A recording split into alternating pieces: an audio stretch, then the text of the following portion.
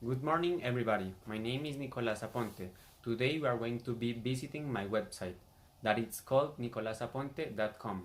We are going to find a lot of info about the work that I developed on this fourth term and also during the third one. We are going to see a lot of things about my life and my future professional career. Hope you enjoy it.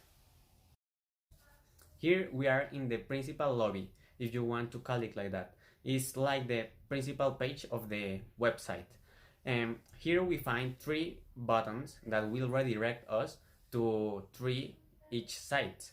The first one will redirect us to the dossier book, the second one to the Satanas book, and the third one to a special section called Education. If you continue scrolling down, you are going to find this little autobiography. The original one is in another part of the website. Later, I am going to explain it. Here, we are going to find a little comment section where you can put your name and a comment. Also, we have the school in this map. Okay, so to start, we are going to going up and push this button called Literatura. And here we are going to find two options. The one will redirect us to the dossier book, all the job that I did on this page. On the second one will redirect us to the Satanas book that is in another weak site. In this case, we are going to select the dossier book, that is the one that we are working today. So after we press the button, the page will automatically redirect us to another menu. This menu is different. It has the 5 chapters that the dossier book has. From the first one to the last one are La Metamorfosis, La Colonia Penitenciaria, Una Mujercita, Un Artista del Trapecio, and Médico Rural. I am going to select La Metamorfosis to start with this chapter.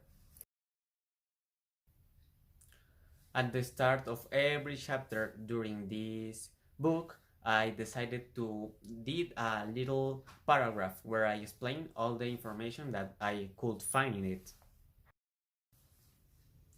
The first thing that we are going to find on the La Metamorfosis chapter is the intertextualidad. In this case, the intertextualidad was with a paint. I selected the paint called Hope, that represents a woman waiting for somebody's help. The artist that created this paint was George Frederick Watts, and he painted this on the year 1886. For the paratextualidad, I decided to select a sentence. Here in this sentence, I explained what I could identify or interpret about the chapter in the book. For the metatextualidad, I didn't just write about the picture.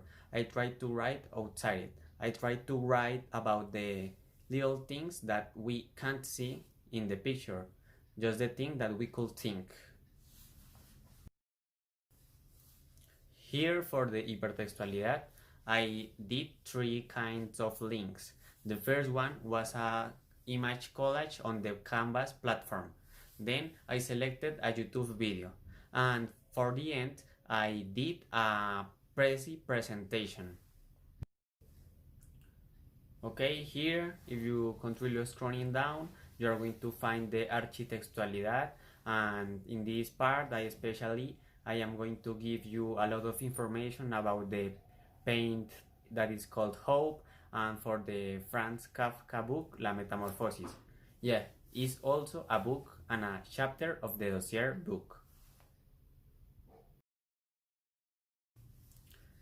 And later but not least, we are going to find the intratextualidad. I decided to compare the La Metamorfosis from Franz Kafka with El Castillo from the same author. For the end of this La Metamorfosis section, I left the PDF of the book for the ones that hadn't read it. And that's all about this section. Here we come with La Colonia Penitenciaria. Finally, we arrive La Colonia Penitenciaria section. As I mentioned it before, I did a paragraph for the start of the chapter. For the first relation of this chapter, I decided to did it with the movie Milagro en la celda 7, that I think that is pretty similar to this chapter of the book. In the paratextualidad, I decided to select a little sentence in the book that called my attention, and I explained also it, and because I think it's pretty important for the history develop. For the metatextualidad, I talk about the rage and how the rage affects both characters in the movie and in the book, because the rage is present on every decisions that the principal characters makes. For the hypertextualidad, first I decided to do a word art, that is a kind of word rain. Then I decided to do a image collage on Canvas platform, and finally an idea map or a brain map. Every link on this section will redirect you to another page where you can see, or where you could see, the work that I did. In the architectualidad, you are going to find all the information about the movie and the book, all the publication dates, and everything that you could need about the book and the movie. On intratextualidad, I decided to relationate La Colonia Penitenciaria with La Condena's book, also from Franz Kafka. As in the last chapter, I put the PDF of the book for the ones that hadn't read it. On Una Mujercita chapter, for the start, I did the starting paragraph where I explain all the things that I could understand from the book. The intertextualidad was with an sculpture. I selected this one that is called Beautiful Woman and is placed on Italy. For the paratextualidad, I also selected a sentence from the book that caught my attention, and I thought that it was pertinent to put it here. On the metatextualidad, I explain the little things that we can't see about the sculpture and the different kind of relation that I could find with the sculpture and with the Una Mujercita book. For the hypertextualidad, I did a mind map that is in the camera section, then I did a Prezi presentation, and finally a rain of ideas. For the architectualidad, I searched all the genres involucrated on the Una Mujercita chapter and everything like the information about the sculpture and the chapter. Finally, for the intratextualidad, I relationate the Una Mujercita chapter with the Cartas a Felice book, because both talks about the love involucrated with the family. At the end, I just add the link of the Una Mujercita chapter on Google, because if you hadn't read it, you could read it here. And now we arrive on Artista al Trapecio chapter. This one, for the start, I did everything like in the chapters before. I did the first paragraph to explain what I understood of the history. In this case, the intertextualidad was related with a sportsman, so I decided to select the soccer player Zlatan Ibrahimovic for the relation that he established with his sport and his dedication. Is pretty similar to the principal character of the Un Artista al Trapecio chapter. Then, for the paratextualidad, I decided to pick a sentence of the chapter and I explained what I could understand from it one. For the metatextualidad, I tried to make a relation about the personality of Zlatan Ibrahimovic and the principal character of the Un Artista al Trapecio. Principal taking the idea of the overrating as a quality of both of them. For the hypertextualidad, I searched and selected a YouTube video. I did also a word art and also a mind map on a page called Mind Master. On the architectualidad part, I talk about the paragraph, all the genres that the chapter takes, all the characters and everything like the enunciation ways that the chapter have. Also here I explain all the Zlatan Ibrahimovic age, his career trajectory, all his soccer teams, and everything related to his life. I did the intratextualidad with the book called El Desaparecido. This one I think that it relates a lot with the Un Artista al Trapecio chapter. So for this reason I decided to use it as the relation here. And at the end, as every chapter, I put the link or the PDF of the chapter for the ones who hadn't read it. Un médico rural. This chapter was kind of crazy, but I could understand it. I did also here my paragraph, and let's start with all the relations that I could find here. For the intertextualidad, I tried to relationate the Héctor Lavoe Salsa Signer with the Un Médico Rural chapter. Also, I talk about his most famous song called El Cantante. Also, for the paratextualidad, I selected a sentence that caught my attention, so I thought that it was pertinent to put it here.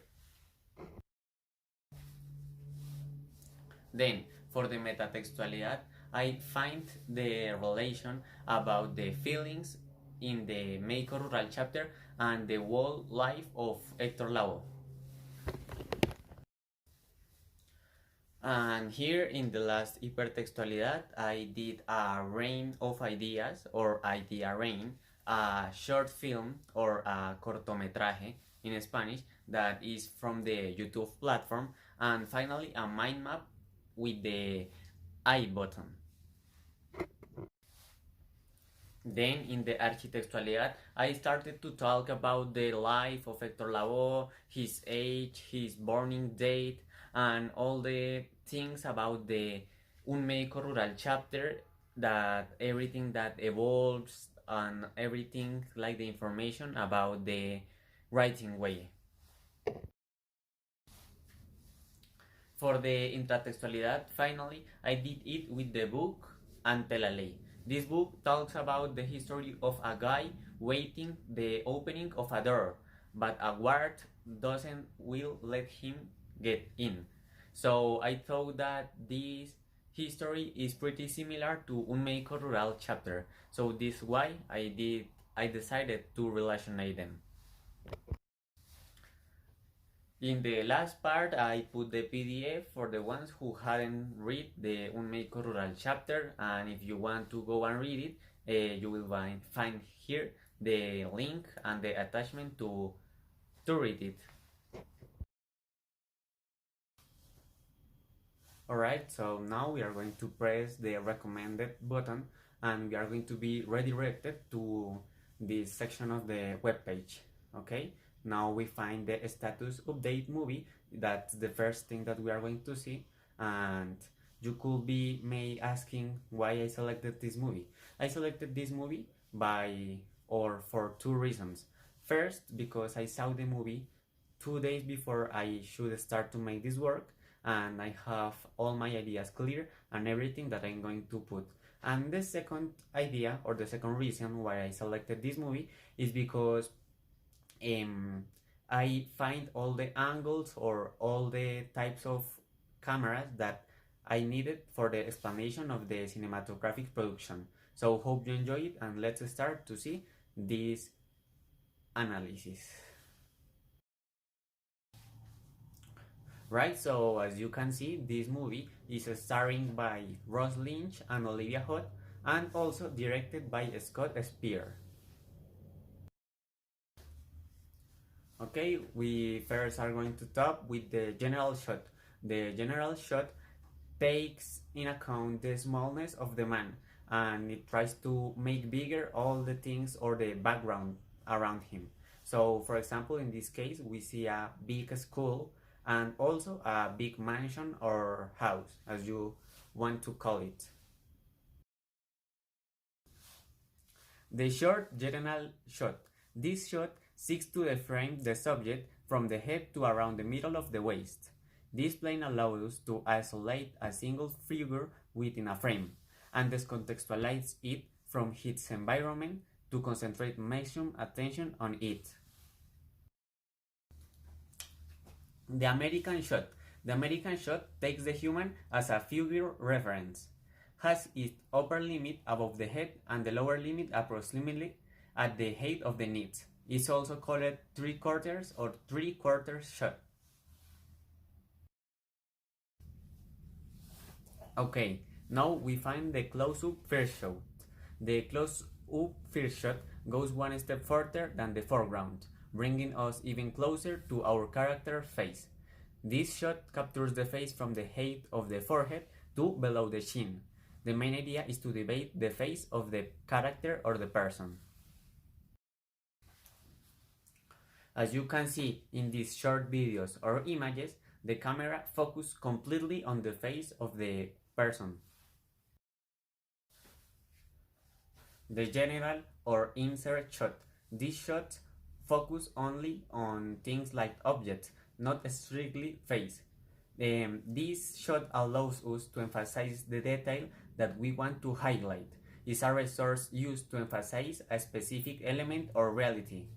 Gets focus the interest of the viewer on something or somewhere. Finally, the types of planes according to the angles. For these angles or these camera angles, it was necessary to make a video. So if you press here in this blue thing, you could get redirected to a YouTube link where you can see the video, or directly pressing here and also you are going to be redirected to the video. These types of cameras from the shot are strictly different than the ones that we saw before. Finally, we are going to talk about the industrial engineering, the career that I want to study. This career is taken in account by a lot of universities. And when we talk about an industrial engineer, we talk about a guy that is strictly related to the technology, so it's constantly updated. An industrial engineer cannot stay behind from the newest things in the world. You have to be aware of developments that arise at the time to help those who are required. The industrial engineering is a kind of mix of all the engineerings in the Colombia camp of education. As you can see here I explain all the short, medium, and large term benefits and social impact of the industrial engineering in the world. Why an industrial engineer is so important for the future and for all the careers that we are talking about. And to finish, I could say that an industrial engineer uses the knowledge and the methods from other specific sciences and techniques to determine, design, specify, analyze, implement, and continuously improve current technological systems. An industrial engineer is prepared to do everything in this life associated with the mathematic field. Thank you for seeing the video.